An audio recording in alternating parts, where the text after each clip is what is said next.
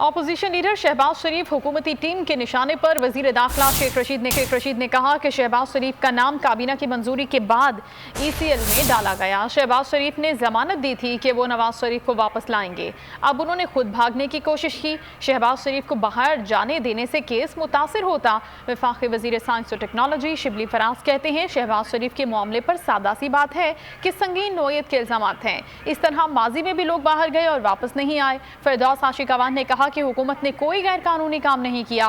कौम ने देख लिया गद्दार का टाइटल हासिल करने वाला कौन सा खानदान है। कानून की ताकत से अपोजिशन का इलाज मुआलजा जारी रखेंगे।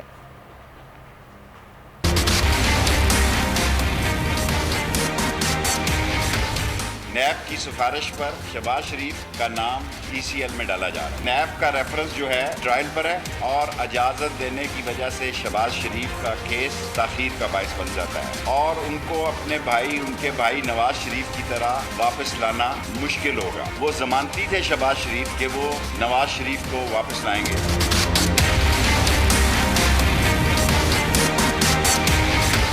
एक शख्स जिसके ऊपर इतने संजीदा मुकदमात हो और उसको इस किस्म की फैसिलिटी दी जाए कि वो बीमारी की वजह से बाहर जाना चाहता है, तो हमने देखा है माजी में भी किस तरह लोग गए और किस तरह से वहाँ से फिर कानून से फरार इख्तियार कर लिया।